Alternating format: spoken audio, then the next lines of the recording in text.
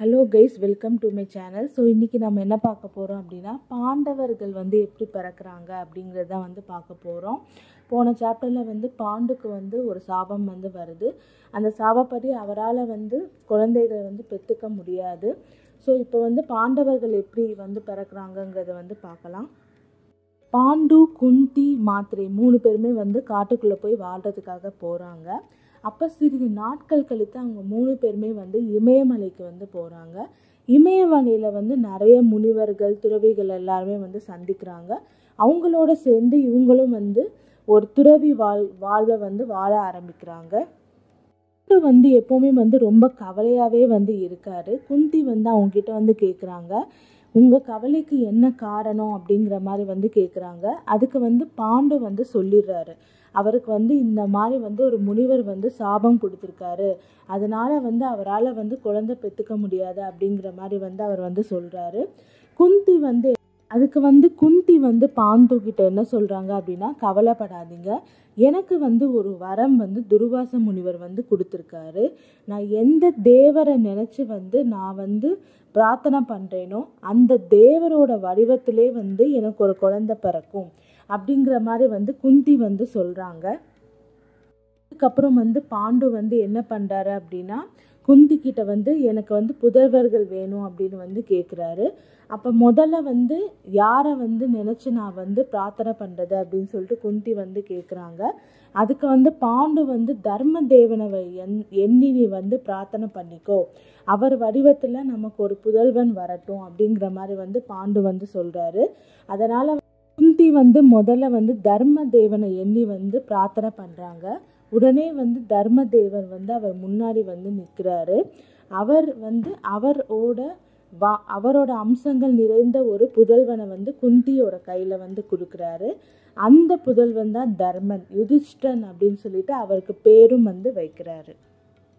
அதான் வந்து பாண்டு வந்து ஒரு வலிமை பொருந்திய ஒரு புதல்வனை வந்து கேட்குறாரு. அதனால வந்து குந்தி தேவி வந்து என்ன பண்ணுறாங்க அப்படின்னா, வாயு தேவனை வந்து வேண்டுறாங்க. வாயு தேவன் வந்து அவங்க முன்னாடி வந்து நிற்கிறாரு. அவர் அம்சங்கள் பொருந்திய ஒரு புதல்வனை வந்து குந்தி கிட்ட வந்து கொடுக்குறாரு. அவங்க தான் யார் அப்படின்னா பீமசேனன் வந்து பிறந்ததுக்கு அப்புறம் வந்து குந்தி வந்து பீமனை வந்து மடியில் வந்து வச்சுருக்காங்க. அப்போ திடீர்னு வந்து அந்த குழந்தை வந்து உருண்டு கீழே வந்து ஒரு பாறையில் போய் விழுந்துடுது. பாண்டுவும் குந்தியும் அடைஞ்ச அந்த குழந்தைய வந்து பார்க்கறதுக்காக போகிறாங்க. பார்த்தா அந்த குழந்தைக்கு வந்து எதுவுமே ஆகலை. மாறா வந்து என்ன ஆயிருக்கு அப்படின்னா, அந்த பாறை வந்து உடஞ்சி போயிருக்கு. பீமன் வந்து பிறக்கும் போதே ரொம்ப வலிமை மிக்கவராக வந்து பிறந்திருக்காரு. வந்து பாண்டு வந்து குந்தி கிட்ட வந்து இந்திரன் மாதிரி வந்து ஒரு குழந்தை வேணும் அப்படிங்கிற மாதிரி வந்து கேட்குறாரு. குந்தி தேவி வந்து இந்திரனை வந்து வேண்டுறாங்க. இந்திர தேவன் வந்து குந்திக்கு வரம் கொடுக்குறாரு. அவர் அம்சங்கள் பொருந்திய ஒரு குழந்தை வந்து பிறக்குது.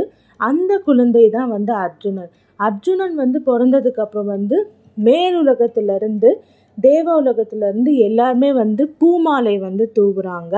இந்த குழந்தை வந்து 3 உலகமே வந்து போற்ற மாதிரி ஒரு சிறந்த வீரனாக வந்து விளங்குவான் அப்படின்னு சொல்லிட்டு எல்லா தேவர்களுமே வந்து ஆசீர்வாதம் வந்து பண்ணுறாங்க. தேவியால் வந்து பாண்டுக்கு வந்து 3 புதல்வர்கள் வந்து பிறந்திருக்காங்க அப்படிங்கிறது வந்து மாத்திரைக்கு வந்து தெரிய வருது. மாத்திரை வந்து ரொம்ப வந்து வருத்தம் அடைஞ்சிடுறாங்க. அவங்க வந்து பாண்டு கிட்ட போய் என்ன சொல்கிறாங்க அப்படின்னா, என்னால் வந்து உங்களுக்கு வந்து குழந்தை தர முடியலை, நீங்கள் வந்து குந்தி தேவி கிட்ட கேட்டு அந்த மந்திரத்தை எனக்கும் சொல்லித்தர முடியும் அப்படின்னா எனக்கும் வந்து சொல்லித்தர சொல்லுங்க அப்படிங்கிற மாதிரி வந்து மாத்திரை வந்து கேட்குறாங்க.